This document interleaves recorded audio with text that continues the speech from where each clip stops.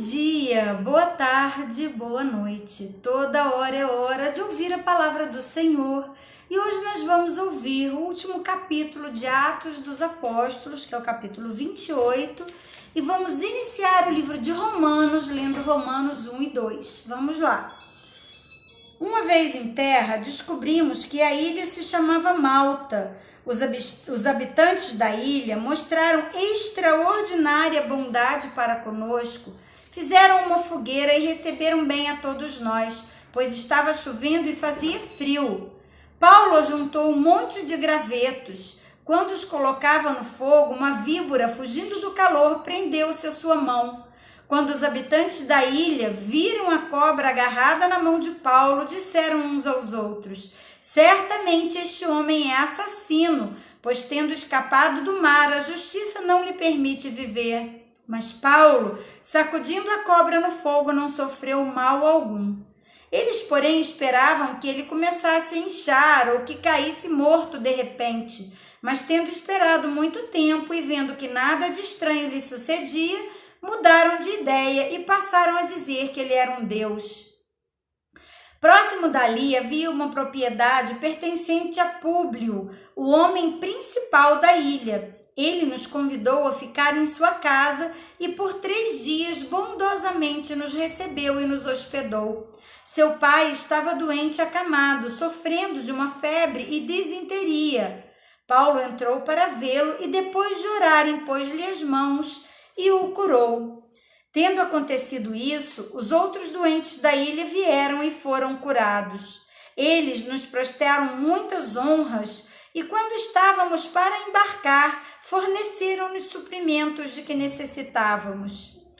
Passados 3 meses, embarcamos num navio que tinha passado o inverno na ilha. Era um navio alexandrino que tinha por emblema os deuses gêmeos, Castor e Pólux.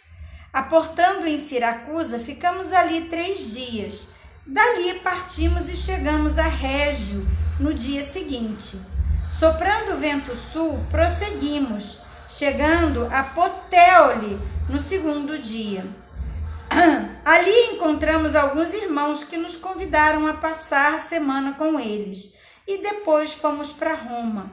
Os irmãos dali tinham ouvido falar que estávamos chegando e vieram até a praça de Ápio e as 3 vendas para nos encontrar. Vendo-os, Paulo deu graças a Deus e sentiu-se encorajado. Quando chegamos a Roma, Paulo recebeu permissão para morar por conta própria sob a custódia de um soldado. 3 dias depois, ele convocou os líderes dos judeus. Quando esses se reuniram, Paulo lhe disse: meus irmãos, embora eu não tenha feito nada contra o nosso povo, nem contra os costumes de nossos antepassados, fui preso em Jerusalém e entregue aos romanos. Eles me interrogaram e queriam me soltar, porque eu não era culpado de crime algum que merecesse pena de morte. Todavia, tendo os judeus feito objeção, fui obrigado a apelar para César, não porém por ter alguma acusação contra o meu próprio povo. Por essa razão, pedi para vê-los e conversar com vocês, por causa da esperança de Israel que eu estou preso nessas algemas.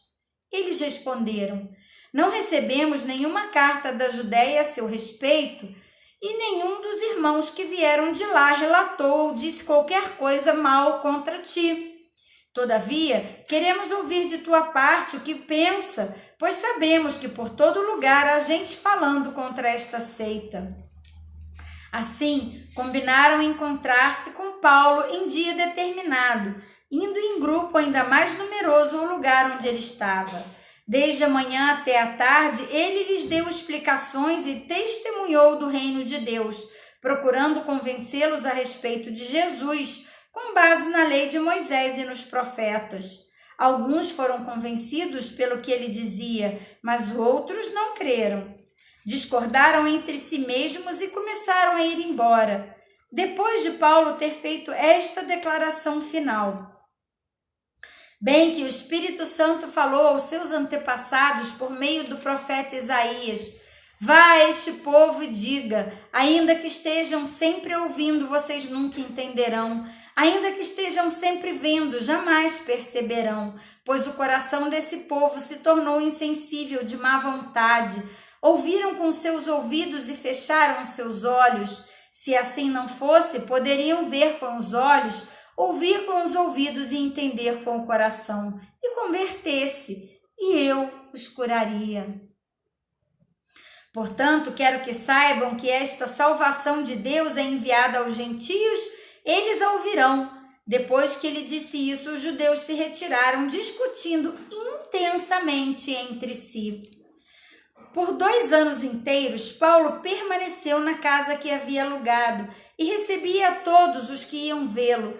Pregava o reino de Deus e ensinava a respeito do Senhor Jesus Cristo abertamente e sem impedimento algum. Romanos, capítulo 1. Paulo, servo de Cristo Jesus, chamado para ser apóstolo, separado para o evangelho de Deus, o qual foi prometido por ele antemão por meio dos profetas nas escrituras sagradas, acerca de seu filho, que como homem era descendente de Davi, e que mediante o Espírito de santidade foi declarado Filho de Deus com poder pela sua ressurreição dentre os mortos.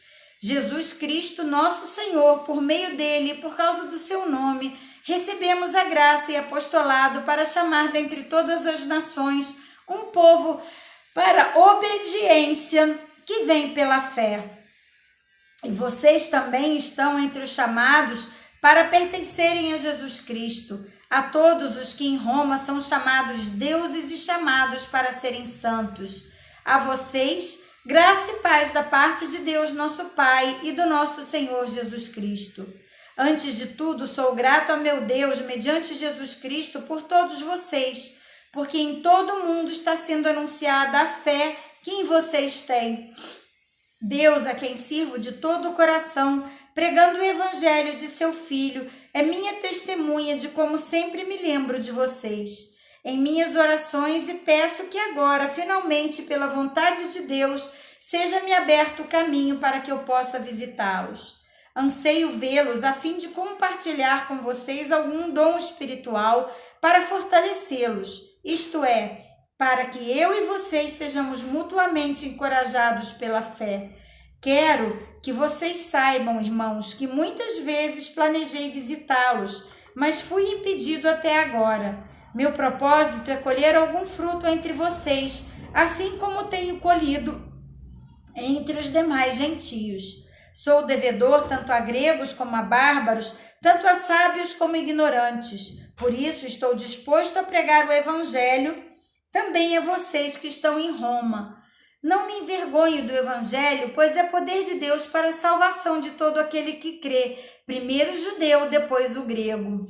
Porque no evangelho é revelada a justiça de Deus, uma justiça que do princípio até o fim é pela fé, como está escrito, o justo viverá pela fé. Tanto a ira de Deus é revelada dos céus contra toda impiedade e injustiça dos homens que suprimem a verdade pela injustiça. Pois o que de Deus se pode conhecer é manifesto entre eles, porque Deus lhes manifestou. Pois desde a criação do mundo, os atributos invisíveis de Deus, seu eterno poder e sua natureza divina, têm sido visto claramente, sendo compreendido por meio das coisas criadas, de forma que tais homens são indesculpáveis, porque, tendo conhecido a Deus, não o glorificaram como Deus, nem lhe renderam graças, mas os seus pensamentos tornaram-se fúteis e o coração insensato deles obscureceu-se. Dizendo-se sábios, tornaram-se loucos e trocaram a glória do Deus imortal por imagens feitas segundo a semelhança do homem mortal, bem como de pássaros, quadrúpedes e répteis. Por isso, Deus os entregou à impureza sexual, segundo os desejos pecaminosos do seu coração, para a degradação do seu corpo entre si. Trocaram a verdade de Deus pela mentira e adoraram e serviram as coisas e seres criados em lugar do Criador, que é bendito para sempre. Amém. Por causa disso, Deus os entregou a paixões vergonhosas. Até as suas mulheres trocaram as suas relações naturais por outras contrárias à natureza. Da mesma forma, os homens também abandonaram as relações naturais com as mulheres e se inflamaram de paixões uns pelos outros. Começaram a cometer atos indecentes, homem com homem, e receberam em si mesmo o castigo merecido por sua perversão. Além do mais, visto que desprezaram o conhecimento de Deus, ele os entregou a uma disposição mental reprovável para praticarem o que não deviam. Tornaram-se cheios de toda sorte de injustiça, maldade, ganância e depravação. Estão cheios de inveja, homicídio, rivalidades, engano e malícia. São bisbilhoteiros, caluniadores, inimigos de Deus. Insolentes, arrogantes e presunçosos, inventam maneiras de praticar o mal, desobedecem a seus pais, são insensatos, desleais, sem amor pela família, implacáveis, embora conheçam o justo decreto de Deus. De que as pessoas que praticam tais coisas merecem a morte, não somente continuam a praticá-las, mas também as que aprovam aqueles que as praticam. Capítulo 2. Portanto, você que julga os outros é indesculpável, pois está condenando a si mesmo naquilo que julga, visto que você que julga pratica as mesmas coisas. Sabemos que o juízo de Deus contra os que praticam tal coisa é conforme a verdade. Assim, quando você, um simples homem, o julga, mas pratica as mesmas coisas, pensa que escapará do juízo de Deus? Ou será que você despreza as riquezas da sua bondade, tolerância e paciência, não reconhecendo que a bondade de Deus o leva ao arrependimento? Contudo, por causa da sua teimosia e do seu coração obstinado, você está acumulando ira contra si mesmo, para o dia da ira de Deus, quando se revelará o seu justo julgamento. Deus retribuirá a cada um conforme o seu procedimento. Ele dará vida eterna aos que, persistindo em fazer o bem, buscam glória, honra e imortalidade. Mas haverá ira e indignação para os que são egoístas, que rejeitam a verdade e seguem a injustiça. Haverá tribulação e angústia para todo ser humano que pratica o mal. Primeiro para o judeu, depois para o grego. Mas glória, honra e paz para todo que pratica o bem. Primeiro para o judeu, depois para o grego. Pois em Deus não há parcialidade. Todo aquele que pecar sem lei também perecerá. E todo aquele que pecar sobre a lei será julgado.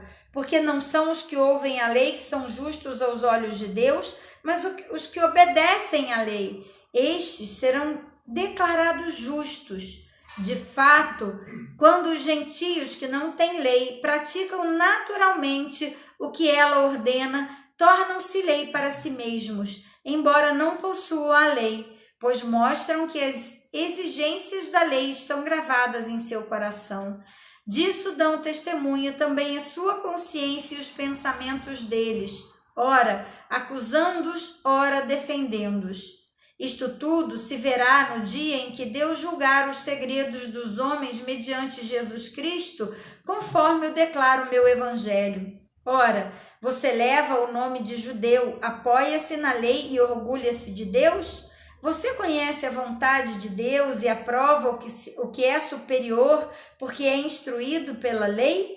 Você está convencido de que é guia de cegos, luz para os que estão em trevas, instrutor de insensatos, mestre de criança, porque tem